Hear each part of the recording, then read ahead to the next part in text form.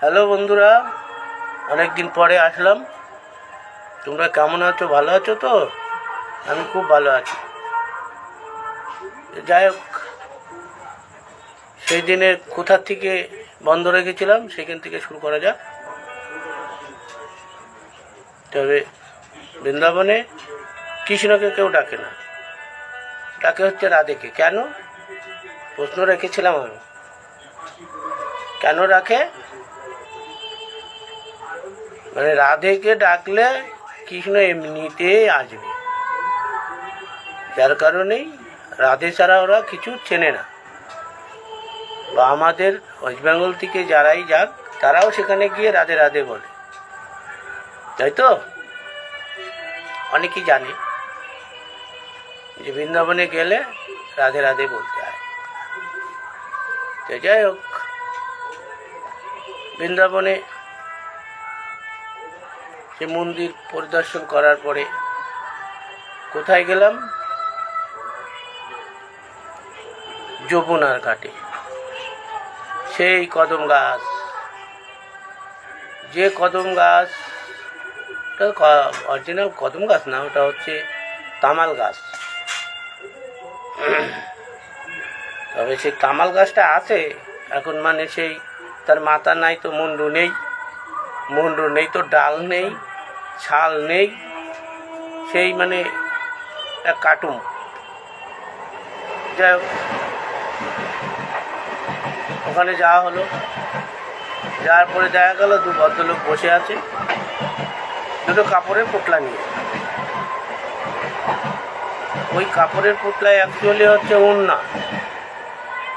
ওরা বলছে এই কথাই যে যে যা কামনা করবে করে এই ওড়না বেঁধে দেবে, তার মনস্কামনা পূর্ণ হবে। তো অনেকই দিল 40 টাকা করে পিস। মানে ওখান থেকে নিয়ে ওই গাছের ডালে বাঁধতে হবে আর বলতে হবে, ঠাকুর আমার যেন ভালো হয়, যে যেরকম কামনা বাসনা করে সেইটা দিয়ে বেঁধে রেখে আসে। বেঁধে রেখে আছে। রাখার পরে দেখা যাচ্ছে অনেকেই চান করে যমুনাতে, আবার অনেকেই করে না। তো যমুনাতে চান 80%ই করে না, কারণ সেই গঙ্গায় চান করে, তো যমুনায় গিয়ে আর চান করতে চায় না, জলের ছিটাপিটা নেয়। তো সবচেয়ে বড় দৃশ্য হচ্ছে ওখানে যে তামাল গাছ কদম গাছগুলো ছিল, সেগুলো নেই এখন, সব কেটে কুটে দিয়ে রাস্তা মাস্তা করছে, ওই বাড়ি ঘর দর লস ফস করছে। এগুলো মানে ওদের ইনকামের রাস্তাটা করার জন্য ওইগুলো করছে। যাই হোক, যতটুকু রেখেছে ওটুকুই ভালো। তা ওখান থেকে দুপুর 2টোর সময় হোটেলে ফিরলাম। ওই ওড়না টোনা বাঁধলো, দেখা যাচ্ছে মিনিট 10-15 পরে ওটা খুলে আবার ওই পোটলায় বেঁধে দিচ্ছে। আবার কেউ যারা আসবে তারা আবার কিনে নিয়ে ওটা বাঁধবে। মানে ওটা ওদের ব্যবসা। ব্যবসা হলেও আমি, তুমি, তোমরা, আমরা সবাই মনস্কামনা করি ওখানে যাওয়ার জন্য, গিয়ে ওটা বেঁধে রাখি। সে মনে মনে একটা বিশ্বাসী বস্তু মিলে তর্কে বহুদূর। ঠাকুরকে যদি মনোপ্রাণ দিয়ে যদি ডাকা যায়, তাহলে সেটাই সত্যি হয়। যদি কেউ মন দিয়ে ডাকে যে ঠাকুর আমি অমুক এই জিনিসটা করব, তুমি আমার সহায় থাকো, শুরু করতে হবে। শুরু করলে সত্যি সেটা ভগবান আশা পূর্ণ করে। কারো একটু বেশি করে, কারো একটু কম হয়। কম বেশি হওয়ার কারণটা, আমার যতটা পয়সা আছে ততটাই হয়। তবে ওখান থেকে ফেরার পথে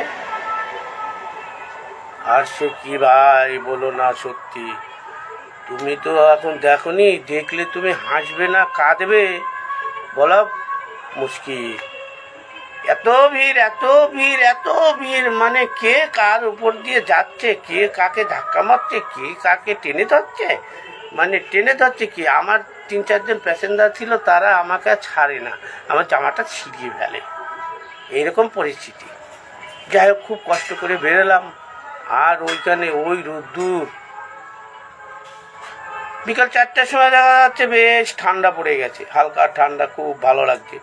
কিন্তু সকাল 8টার সময় যা রোদ্দুর শুরু হবে, ও আর সহ্য করা যায় না।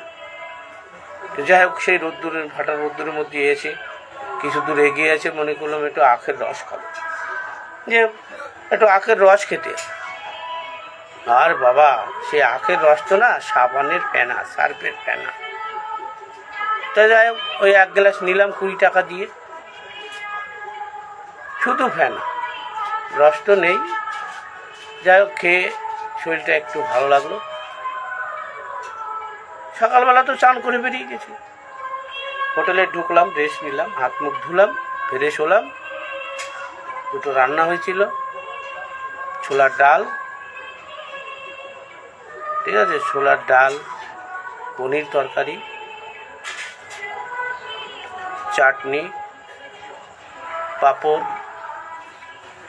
দই, মিষ্টিটা না, মিষ্টিটা অনেকে আগের দিন খেয়ে সব শরীর খারাপ করেছিল বলে মিষ্টি ক্যান্সেল। তো যাই হোক, খাওয়া দাওয়া করে বিশ্রাম নিলাম। বিশ্রাম নেওয়ার পর আমার সঙ্গে যে 3 জন ছিল তাদের বললাম, হ্যাঁ মামা, বলছি কি মামা, চলো যাই, এক জায়গাতে কিন্তু 4 দেবতা আছে। 4 দেবতা অর্থাৎ মানে 4 রকম দেবতা আছে, সে বিশাল মূর্তি, দূরের থেকে দেখলে ভয় লাগে। তবে ভিতরটাই খুব, মানে পাহাড় এলাকা তো, গুহার মধ্যে দিয়ে করেছে, খুব সুন্দর। যে ওরা বলে, হ্যাঁ মামা যাবো, চলো চলো চলো চলো। ওখান থেকে অটো ভাড়া করে গেলাম। মোটামুটি 12 থেকে 13-14 কিলোমিটার রাস্তা, আপ ডাউন 200 টাকা ভাড়া একজনা। যাই হোক, ওখানে গিয়ে দেখি সত্যি মা দুর্গার মূর্তি করে রেখেছে একদম পাহাড়ের উপরে, খোলা জায়গায়। মানে ওটাও মনে হয় পাথর দিয়েই করেছে, মানে সিমেন্ট বালি দিয়ে। যাই হোক, এত সুন্দর, এত ভালো লাগে, এত ভালো লাগছে, তুমি না দেখলে বুঝতে পারবে না। সত্যি প্রণাম করি, শতকোটি, অনন্ত শতকোটি প্রণাম করি মা। তা এবার ওখানে টিকিট 100 টাকা। তা 5 জন গিয়েছি, 5 জনে 500 টাকা।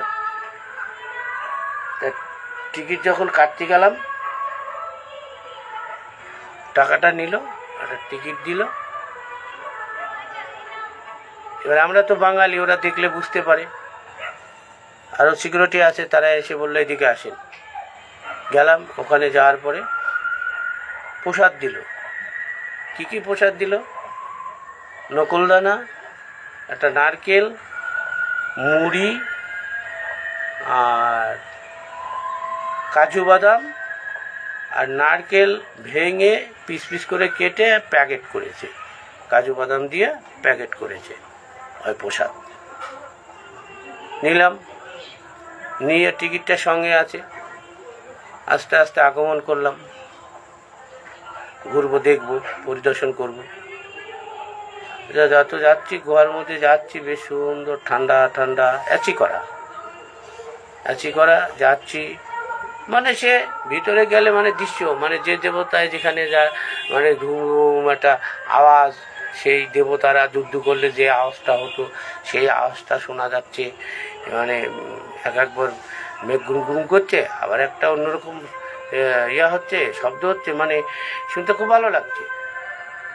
যাই হোক, আমরা ভিডিও টিডিও করলাম, করে টোরে নিয়ে ঘুরে, আর ইচ্ছা করছে না বেরোই। আর বেরোলে তো আর ঢুকতে পারবো না, তাহলে আবার নতুন করে টিকিট কাটতে হবে, আবার 100 টাকা দিয়ে। এগুলোতে একটু রেস্ট নিলাম। নেওয়ার পরে এক সিকিউরিটি আসলো, ওখানে 10 মিনিটের বেশি রেস্ট নিতে দেয় না। তো বললো, আপনারা বাইরে যাবেন না আরও ঘুরে দেখবেন, এখানে আর বসা যাবে না। ঠিক আছে, আর ওই মন্দিরটা এখনও কমপ্লিট হয়ে পারে নাই, আরও অনেক কিছু তৈরি করছে, অনেক কিছু, অনেক অনেক দেখার মতন জিনিস। তারপরে আস্তে আস্তে গুটি গুটি পায়ে বেরিয়ে আসলাম। এসে এখন ওই আখর রাজ দিকে বড্ড ইচ্ছা হচ্ছে খেতে, কিন্তু দেখি ওই ফেনা, ওখানে খেলাম না। তখন অটোওয়ালাকে বললাম, ভাই আর কোথায় কি মন্দির আছে? বলছে চলেন এবার দেখাতে দেখাতে নিয়ে যাব। গেলাম, 4টে মন্দির দেখলাম। ওইটা দিয়ে মেনটা দিয়ে 5টা সুন্দর দেখালো। দেখাই টেকাইয়া বললাম, ভাই একটু চা খাবি? বললো হ্যাঁ দাদা খাবো চা। তখন বেশ, বললো চা খাওয়াবো শুধু, আমরা পরবাসী লোক, ভাই অন্য কিছু খা। তখন ওদের দেশের খাবার, কি খাবে ভাই তুই খা, আমরা কিন্তু খাবো না ওই খাবার, কারণ আমাদের ওই খাবার শ্যুট করবে না। তো একটা সেই মুড়ি মাখা মতন নিল, কি দিয়ে দিল, ওটা আমার পছন্দও হলো না, দেখতেও আমার কাছে খুব ভালো লাগলো না। যাই হোক ওদের খাবার ওরা খেলো, মজা করে খেয়ে চাটা খেয়ে ব্যাস আমরা একটু ধূমপান করে বেশ মস্তি করে আবার ফিরলাম। ফিরতে ফিরতে রাত্রির 9টা বেজে গেল। হোটেলে উঠলাম, উঠে দুটো খাওয়া দাওয়া করে বিশ্রাম করলাম। পরের দিন সকালবেলা এবার কুরুক্ষেত্র মানে হরিয়ানা, এই হরিয়ানার দিকে আগমন করলাম। যাচ্ছি যাচ্ছি যাচ্ছি, আর সকালবেলা তো চাটা খেয়ে ওঠা হয়েছে বাসে। আর সে কি ভাই বলো না, এত খিদে পেয়েছে, এত খিদে পেয়েছে, আর ভালো লাগছে না। যে আমাদের নিয়ে গেছিল তাকে বললাম, ভাই শোনো, আমাকে বলছে কি কাকা, তুমি তো যদি ডাকো আমার ভয় লাগে। বলছি কেন? বলে তুমি তো খাইতে যাবা। বলে হ্যাঁ, ওই 600 কিলোমিটারের ভিতরে আর বাস দাঁড়াবার কোনো জায়গা নেই, আর দাঁড়াতে হলেও মানে একটু অনসাহস লাগছে। বুঝতেই পারো, আমরা গেছি তীর্থ করতে, আমাদের কাছে কম বেশি টাকা সবার কাছেই আছে, তাই না? তো যাই হোক, এক জায়গায় দাঁড় করালো, সে মুসলমান এলাকা, এক হোটেলে যে পেঁয়াজ কাটছে, কেউ ইয়ে করছে থানি ওরা। আমি ওই দেখে রাধে রাধে রাধে রাধে চলে আসলাম। এসে বলে না আমি চাও খাবো না, কিচ্ছুই খাবো না। ওখানে একটা বিড়ি সিগারেটও খাবো না। বলে গাড়িতে আসলাম। এসে ড্রাইভারকে বললাম, ভাই তুমি কোথাও একটা দোকান দেখলে দাঁড়াবো তো, আমি একটা ঠান্ডা কিনবো। সে দোকান কই, সে ধুধু করছে। যাচ্ছে একটা হোটেলের সামনে যেয়ে দাঁড়ালাম, ভিআইপি হোটেল। গিয়ে এখন ঢুকতে সাহস পাচ্ছি না ওই ভিআইপি হোটেলে। যাই হোক ঢুকলাম, ঢুকে তো সব হোলির দিন, সব হোলিতে সব ছুটি ছাটা গেছে। দেখলাম এক ভদ্রলোক আছে, বললাম চা হবে? বলছে চা হবে, কিন্তু 15 টাকা করে লাগবে। আমি তাই দেবো। তো ওখানে যাই হোক চার অর্ডার দেওয়া হলো, ঠান্ডার অর্ডার দেওয়া হলো, তারপরে আরও কিছু খাওয়া দাওয়া করলাম। করে দেখলাম 15 টাকায় যা চা দিল, মানে সত্যি চা, সে এত বড় গিলাস, আর চা এত সুস্বাদু চা তৈরি করেছে, সত্যি মুখে লেগে আছে এখনো। যাই হোক ওখান থেকে আমার বাস মালিক বললো এখানে দুটো রান্না বাড়া হবে, খাওয়া দাওয়া করবো, করে তারপরে আবার গাড়ি ছাড়বো। যাই হোক ওখান থেকে দুটো খাওয়া দাওয়া হলো, হয়ে এবার সকালকার খাওয়াটাই কিন্তু 12টা বেজে গেল, 1টা বেজে গেল খেতে খেতে। যাই ওখান থেকে চান ধান করে খেয়ে দিয়ে আবার গাড়ি ছাড়া হলো 3টের দিকে। 3টের দিকে গাড়ি যাচ্ছে চলেই যাচ্ছে। এবার আবার তো খিদে পেয়ে গেছে, বুঝতেই পারো টাইমলি খাওয়া তো খিদে লাগবেই। রাত 9:30-10টার দিকে এক জায়গাতে গিয়ে একটা স্পট পাওয়া গেল, সেখানে রান্নাবাড়া হলো, কলার ডাল চাপাইছে। আর বলিস না বাবা, তোরা কি বলবো তোদের, সেই মানে এই বাস মালিক যে ট্যুরে নিয়ে যায় এজেন্ট, ও এত ভালোবাসে আমাকে, আমি বয়স্ক লোক তো, আমি সব জায়গায় যাই ওর সঙ্গে, সব জায়গায় যাই, ট্যুর করলেই আমি যাই, তো আমার জন্য আবার অনেকটা ছাড় আছে। তো যাই হোক, মোটামুটি এবার ডাল করেছি, আমাকে বলছে কাকা একটু কোনতে দিয়ে নাড়তে নাড়তে আমাকে বললো একটু জলটা ফেলে আসো। দুজনে গিয়ে জলটা ফেলতে গেছি, ডাল ছাতা পুড়ে গেছে। খাওয়া যায় বলো দেখি, খাওয়া যায়? যায় না। লাস্টে কী হবে, কলার ডাল ফেলে দিয়ে, সেই পোড়া ফেলে দিয়ে আবার নতুন করে সেই ডাল বসানো হলো, মুগ ডাল করা হলো, আলু ভাজি করা হলো, খেয়ে দিয়ে আবার গাড়িতে চললাম। যাচ্ছে চলেই যাচ্ছে। যেতে যেতে ভোরবেলা হরিয়ানায় পৌঁছালাম। ও হরিয়ানায় যা পৌঁছালাম, এ সত্যি হোটেল মালিকটাও ভালো, হোটেলটাও ভালো পেয়েছিলাম। আর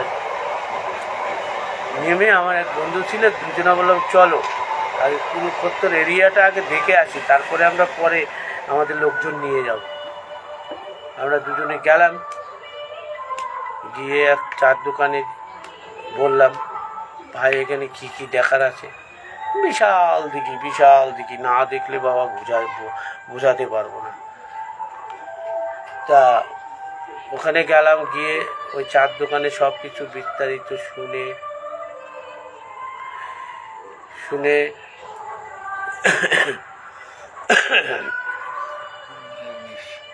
চাটা খাওয়া হলো।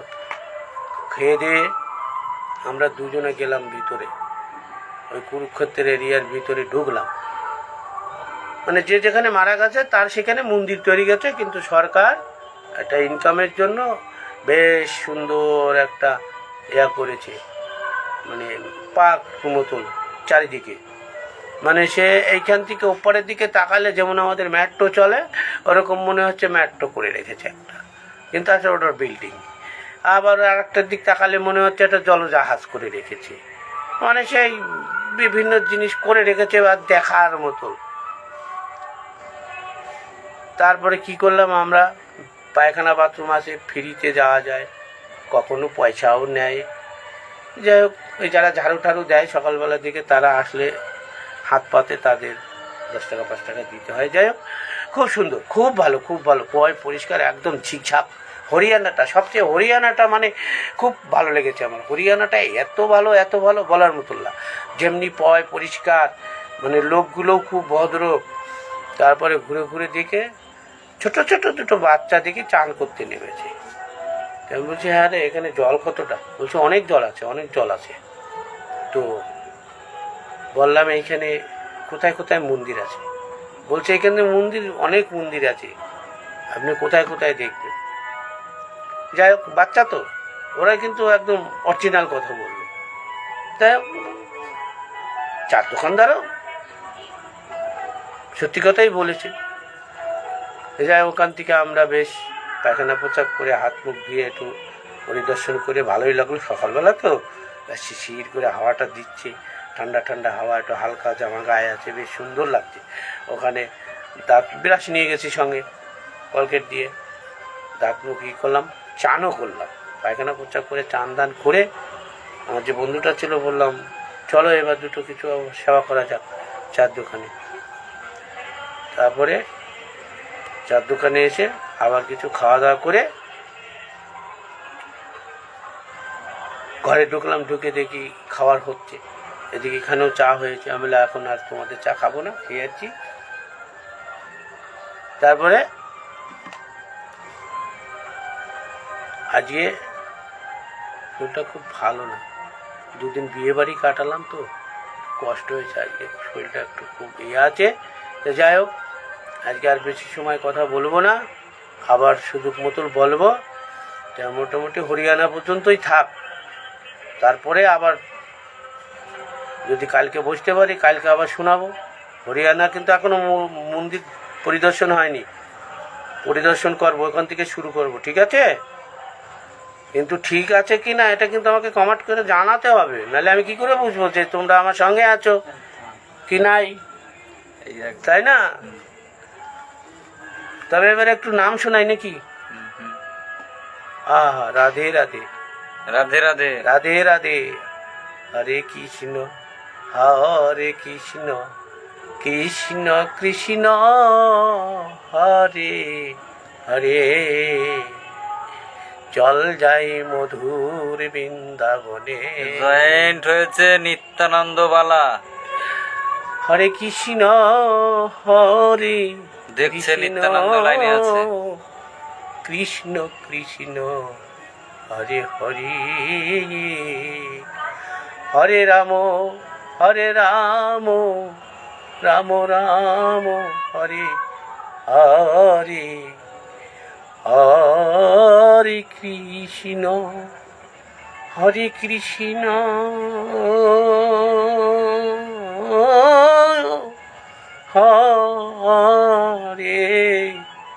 হরে রাম, নরেশ বিশ্বাস হরে রাম লাইনে আছে। হরে কৃষ্ণ, রাম হরে হরে, হরে কৃষ্ণ হরে কৃষ্ণ, জয় রাধে। কৃষ্ণ কৃষ্ণ হরে হরে, হরে